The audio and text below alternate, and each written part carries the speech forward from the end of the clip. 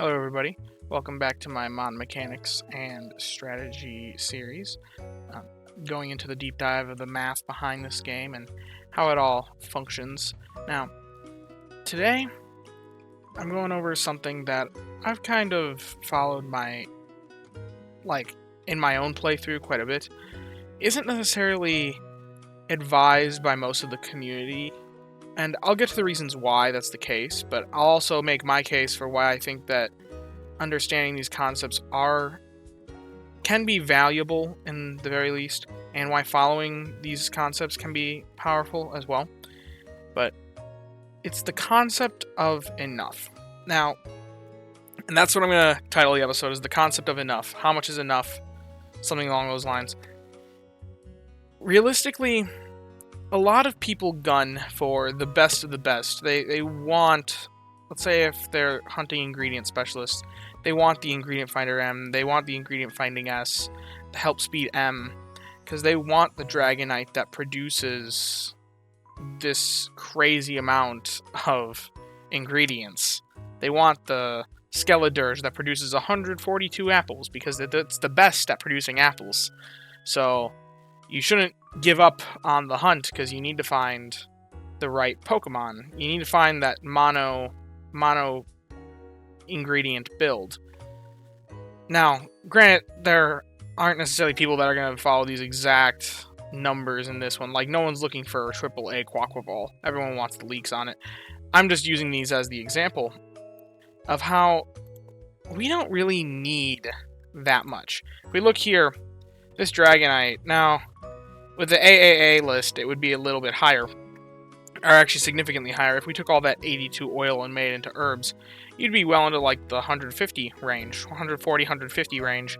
Wouldn't translate perfectly because I know that the oil proc is bigger than the herbs, but it'd be probably about 140-ish herbs per day. The question is, why do you need 140 herbs per day? Now, I know if you're the type of person that follows the mono ingredient meta to the most optimal play, or the most optimal way, then you are swapping it off your team, as you do not need those herbs. So you're keeping it on for a little bit, building up the herbs in your bag, and then sending it off to not be on your team anymore until you need more herbs. But that requires a lot of management, and I think that most players aren't managing the game that heavily. So, realistically, why do you need the mono herb Dragonite? When, honestly, this 72 herb Dragonite is almost good enough to make you the biggest dish in the game. Now, granted, this also has phenomenal sub-skills, as I've given it here, but 72 herbs, that is enough for 24 herbs in a meal. Granted, that doesn't quite make this 27 of the largest dish, but it's covering most things. And even if you slapped on just one more little, like, speed of help up, main skill down, that Dragonite goes up to 79, which I believe that's enough for 26.3 herbs a day, or per meal, not per day, which is enough to consistently make this Inferno Corn Keema Curry. And that Dragonite is missing out on the highest value slot in the ingredient list. It's AAC. The C ingredient is the one proc that makes the most. So there is a line where it's enough and you don't need to really keep hunting. And I think a lot of people that ignore that line won't make intelligent investments because they want the best. They want what's optimal. When really, sometimes what's optimal is just going to be what you already have, because you already have it. It's what you've caught. It's what you've managed to catch. So, I guess this video is just kind of going over a couple different situations where I think the community gets too caught up in finding the best option, and discuss what really is enough for those options. Now, before I really get into this, there are certain Pokemon where the best is always the best. There is no excess. And that is the case with berry specialists, because you can always produce more berries. Snorlax can always eat more berries. and he can always get more strength from those berries. So having the best of the best berry specialist, you're going to see more gains with every berry specialist that's stronger than the previous one. It's also the case with charge strength Pokemon and Pokemon that have particular skills, like Charge Strength M is a very big one for this. The Arcanine skill, Arcanine and Gallade skill, I forget what it's called. I think it's Helper Boost. That one also is that way. The legendary dogs will always benefit more from more skill triggers. There's no, like, diminishing returns point like there are with certain specialists on those skills.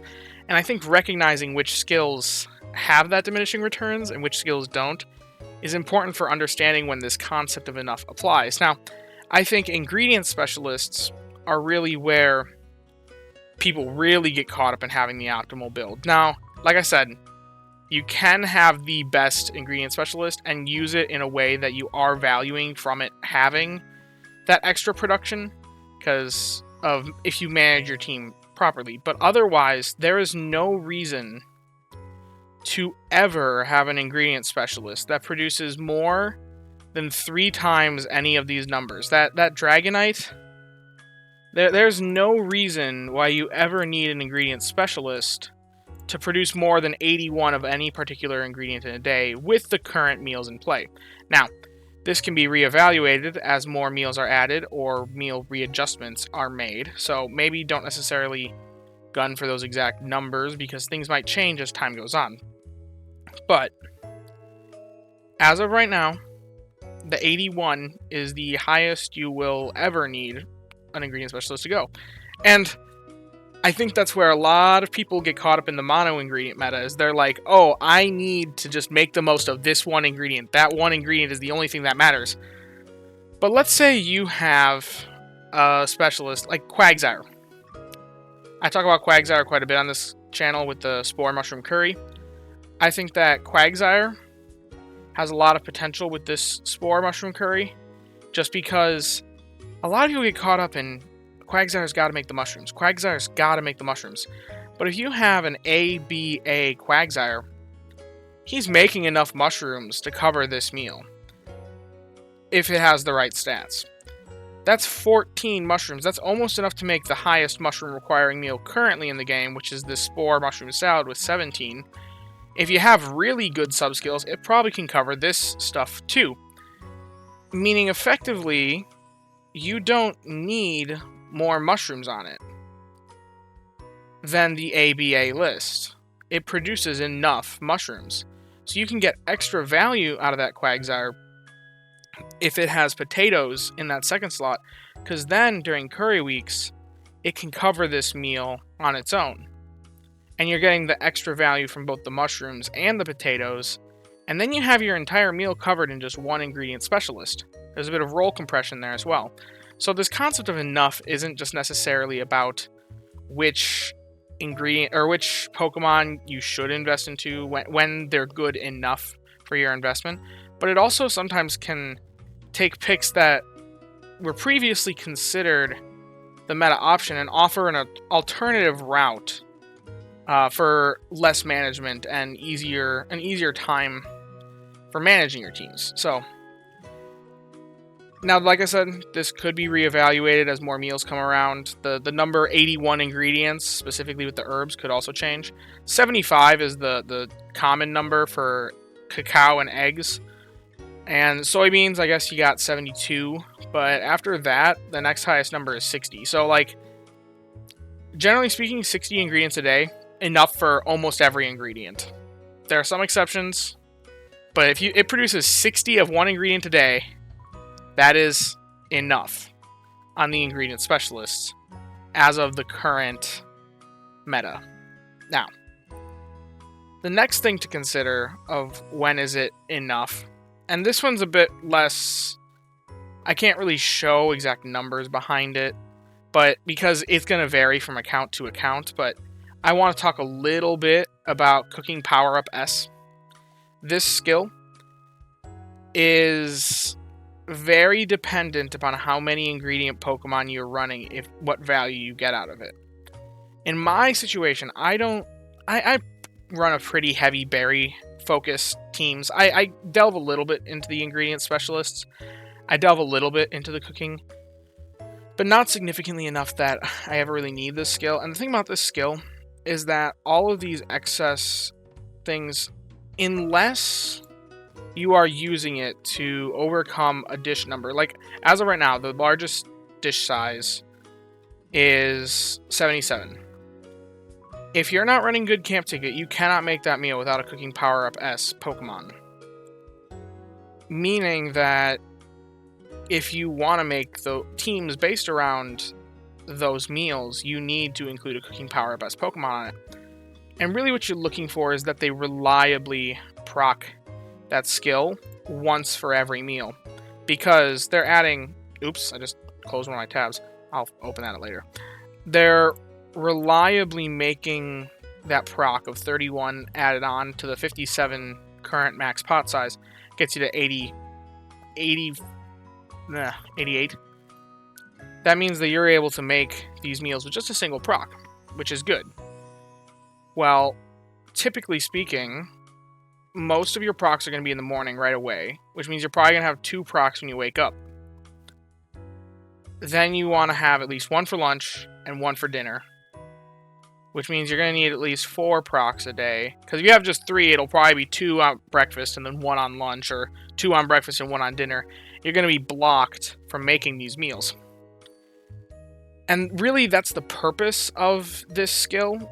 The biggest purpose of this skill is to make it that you can make those meals on non-good camp ticket weeks. Because there's a lot of value in getting the higher ingredient percent bonus. If you're using it for just filler ingredients, then it's really not as useful. Now, there are exceptions to that. Once again, if you're using this skill to stockpile up to 200 ingredients on your first meal Monday morning to get a huge boost early week, that exists outside this realm. But realistically, when you're doing that, the concept of enough applies as well, because it only needs the pot size to hit that cap of 200 is only going to need so many procs to hit that cap. In fact, if you have the level 7 main skill, it's only going to need about 5 procs, which is about 1 day of running a decent one of that skill. As you can see down here, the Magnezone makes about 4 procs a day without any sub-skills or nature at level 30. If we just bump that up to level 50 and say it has the skill trigger M alone, then we're already pushing over 5. So you don't really need more than the 5 procs a day if you intend to run it for at least 1 day for stacking on that first pot size increase for the new week. You don't really need more than, I would say, 5 procs a day as well for using it to make your meal bigger, to get these bigger meals. The reason why I say 5 instead of 4, I know I added up 4 earlier, but I would say 5 just to make sure there's a decent amount of lenience. You don't want to get screwed by RNG, because 4, you're pushing it. You're really trying to stick to the averages, and if you stick to the averages, then you're more often than you're going to want to, you're going to get screwed by RNG. So I'd say 5 is really, you don't need more than 5 procs a day on these Pokemon, in which case it's worthwhile to invest in. You don't necessarily need the Magnezone if you can invest in a decent Eevee that has the right subskills for Flareon or Glaceon.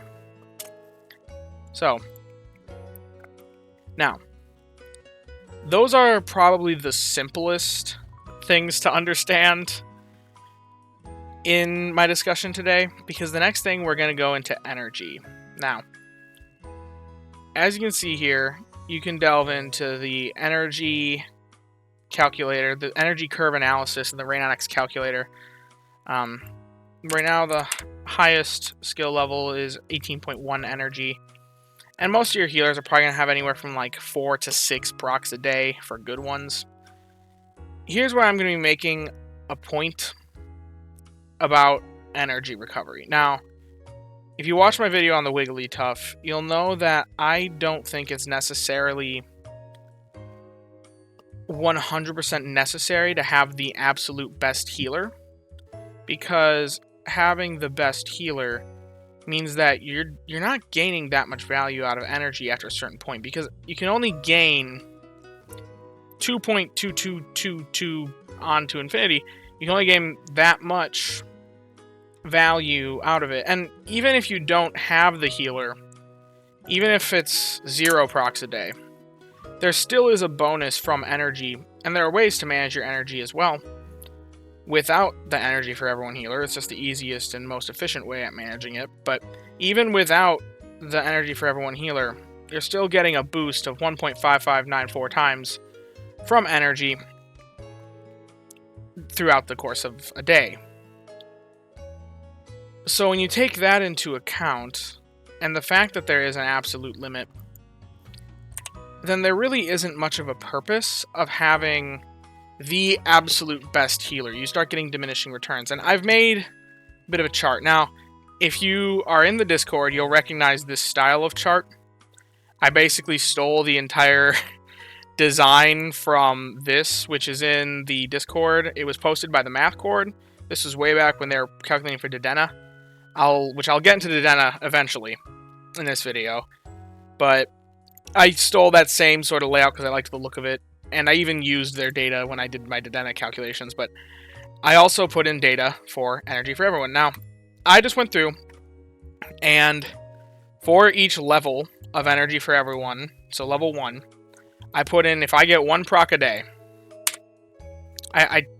how much, what is this amount, and then divided by the amount for 0 procs a day.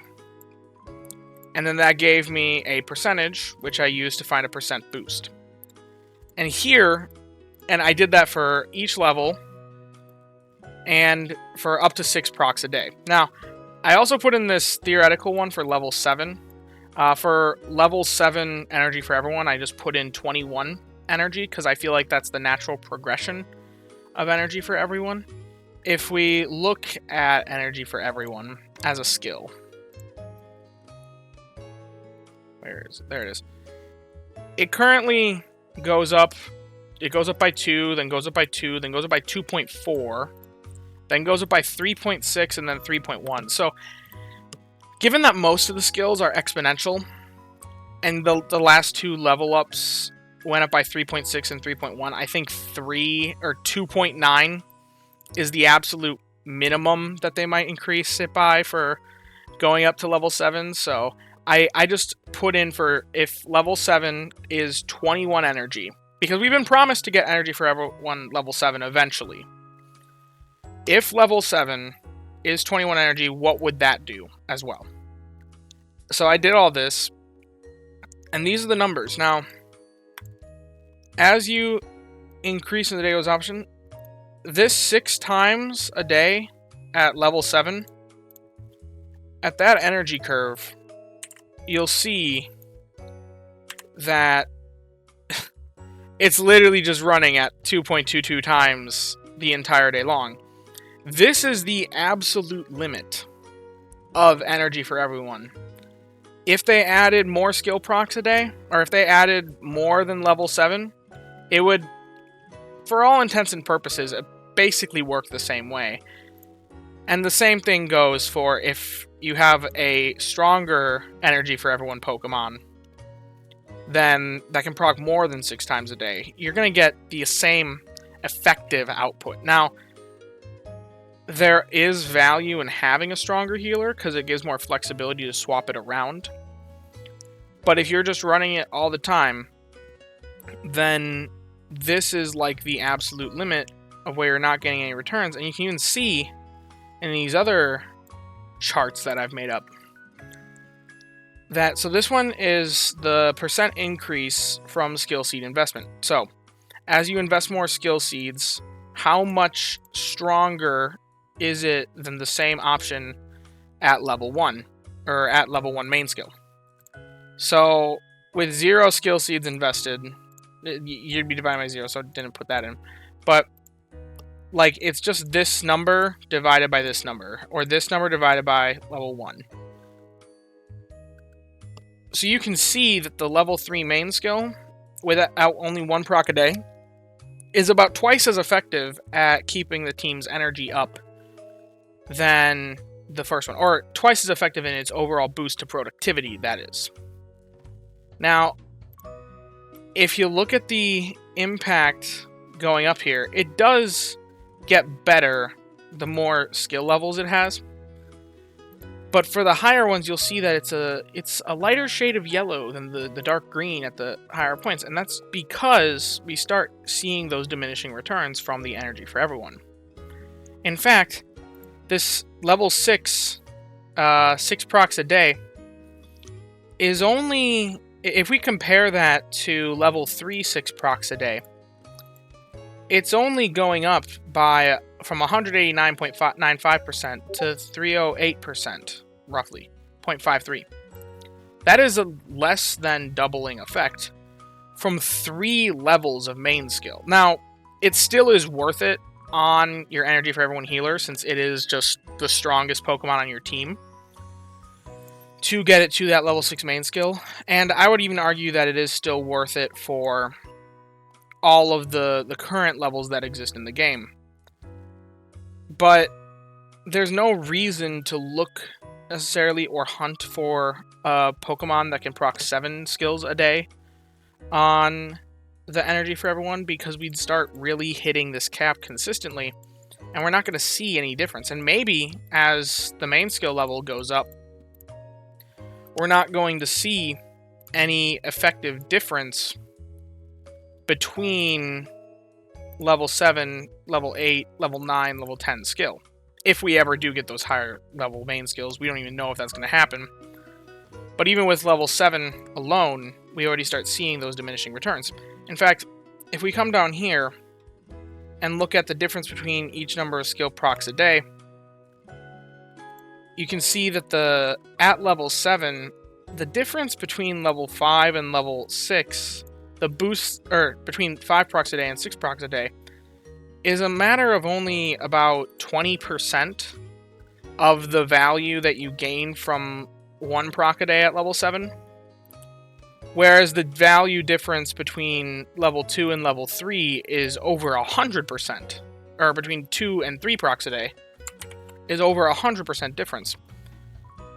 So it's a bit more easy to understand when you see this, that after a certain point, there's just a hard cap of 6 procs a day versus 7 procs a day. Yeah, it changes the team's energy, but it keeps them topped off no matter what. So it really doesn't matter effectively. And that's really the crux of the argument. But the case is also true, even just dealing with these higher numbers. I think really you want to target in the 5 to 6 procs a day at main skill level 6 or 7 one day. I ideally just get it leveled up all the way, because you're going to be using it all the time. So having that highest level main skill, even if it is only a difference of 2% value, that's 2% value on every single team you run. So it is 100% worthwhile. Now, I also want to go over this little blue line I have here. You've probably been wondering about it. That blue line is basically what I consider the line of usage.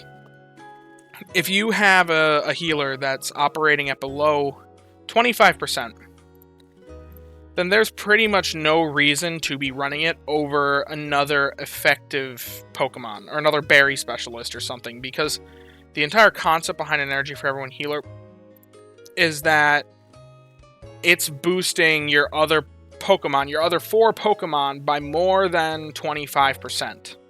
Effectively giving the Energy for Everyone healer the value of the 25% that it's boosting on the other 4.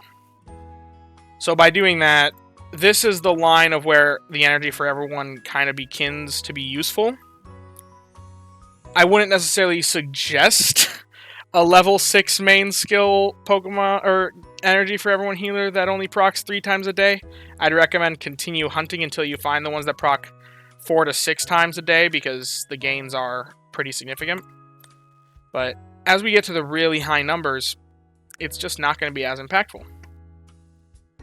Now, time to get into the most complicated one. Now, I already mentioned the Tasty Chance S, this infographic that was posted by the Math Court in the Discords for Dedenne. Dedenne, and I'll go over this a bit more when I actually get to Dedenne. I'll discuss what the blue lines here are out in my Mon review series. Dedenne is a very complicated Pokemon. One of the most RNG Pokemon in the game, too.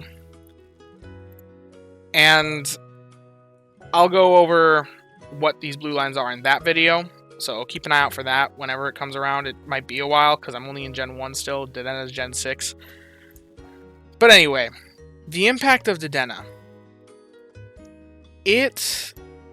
This is how much it gains weekly, or how much the team gains weekly from cooking strength by a Dedenne's presence, if it procs X number of times per day at whatever level you have for the Dedenne. So a level 1 Dedenne proccing 1 time a day is adding a value of roughly 5.4% to your ingredients. Now, I don't know how this math was done. I am kind of trusting the math cord that these numbers are accurate, and the Rainox calculator, because it does seem to check out. But I am not well versed enough in the land of probability to be able to explain how they got these numbers. I just copied their numbers and did more calculations based off of it. So, what is worth it with a Dedenne? Now, the weird thing about Dedenne, as you'll see, is that it doesn't gain as much from skill seeds as other Pokemon do. This boost is really what the Dedenne's value is. So if you divide this number by the base value, that's telling you how much value the Dedenne is gaining from having that much higher of level, which is what this chart down here is showing. And at main skill level 6, it's only boosting your meals by less. It's only giving a boost to your meals that is less than double what they are at base value. That means after investing 5 skill seeds, you're only doubling the value at best of the Dedenne. So, when looking to invest in a Dedenne, or considering Dedenne for your teams, it's important to keep in mind this concept of enough, and what the value of that main skill seed is to you. If you have a Pokemon like an Ampharos, who, granted, an Ampharos starts at main skill level 3 if you catch it at base level, then you're getting way more value out of those skill seeds. Even if you just invest 3 skill seeds to get up to level 6, that's a value of 4546. Divide that by the 1726 of main skill level 3. That's about a difference of 2.6. So you're getting 2.6 times the value from 3 skill seeds on the Ampharos. Meanwhile, the value of the Dedenne is being multiplied by 2 for investing 5 skill seeds. Now, that's more of a discussion of cost-benefit analysis, but then it is the concept of enough. But I guess when it comes to this, consider the fact that this Dedenne also gets lower returns from those higher level skill seeds. As you can see here, going from level 1 to level 2, it gains about 15%. And then from level 2 to level 3, it's about another 15. Level 3 to level 4, it's gaining like 12%, and then 13%. And then there's an odd spike at level 6. I will say that. If you do get it all the way to level 6, I think that's just because, you know, it's going 1%, 1%, 1%, 1%, 2%. So if you are going all in on the Dedenne, running the Dedenne all the time, you should probably get it to level 6. But overall, the difference between these other levels isn't as significant as what you would hope. And the amount of procs per day, because here I did the inverse, like I did with the energy for everyone. The amount of procs per day also has a similar curve. You can see that the difference between 1 proc a day and 6 procs a day is only about tripling the value gained by Dedenne. Which, that really does... that doesn't make much logical sense. You would think that getting 6 times the amount of procs in a day would give you 6 times the value. But because of the weird way that Dedenne contributes to the value of the team, it just doesn't work out that way. And I guess when considering Dedenne, consider what is enough for you. Do you need the 6 procs a day to increase your value to increase that Dedenne's value by 300%? Or is 285% a whole proc per day less, which can be quite the difference. I know that my Dedenne, I've got a pretty solid Dedenne. It procs probably about 5 times a day. Let's see. If I do a quick production comparison on it. It's going to be way down here. And mine's got speed of help up. At level 50, it gets 2 tiers of help speed up, and it's got a main skill up. So this is a pretty good Dedenne. In fact, let's see. It's in the 90-something percentile. I guess it dips a little bit around level 30, but like 80th percentile. So it's kind of a mid Dedenne, but 80th percentile is not terrible. It procs about 5 times a day. 4.5 to 5 times a day. It's right in this range. It's also a 16 pip investment. They're the more expensive, it being a single stage. So it's harder to hunt. You're just likely... It's going to take a lot more resources to catch that one that procs 6 times a day for much less value difference than, say, the one that procs once a day versus 5 times a day. So, I guess when it comes to the cost or the value of what is enough, you really have to consider your needs, what you need on your team, and you need to consider just how long of a hunt you are willing to go for something that maybe the okay option is enough. Now, counterpoints to this theory are primarily that as more things come out, as power creep exists, as they introduce new mechanics, things could change. And it's always better to have the stronger option if things change, because suddenly the floor now moves up. Like, this is kind of... The idea of the concept of enough is targeting the floor of the minimum necessary for what you want to do. And if that floor ever increases, then suddenly your option that you've invested in is not as useful anymore, because they've introduced new mechanics that subsequently make the more powerful options. If you had just hunted them before, now they are subsequently more powerful now as well. And my counterpoint to that is just saying that, yeah, but we don't know what those new mechanics are going to be. If they change up the energy system, we don't know how the energy system is going to be changed. If they increase the cap, cool. If they add some sort of mechanic that you can get more value out of a Pokemon by spending more of their energy faster, that's cool. But as of right now, this is the system that we're working with, and options that are good now are always going to be better now than options that might be better in the future.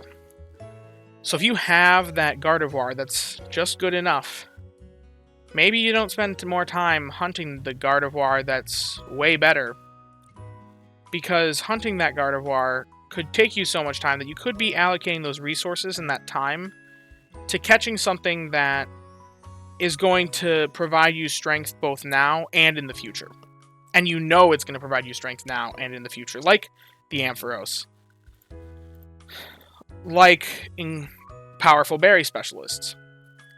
you just don't know what they're going to do. When it comes to ingredient specialists, sure, your Pokemon might get power crept, but these meals are always going to remain at least similar strength. They may get buffed if they find something gets wrong, but I don't see the devs ever nerfing a meal. That's not something they've done so far, and I don't think they're intending to do it.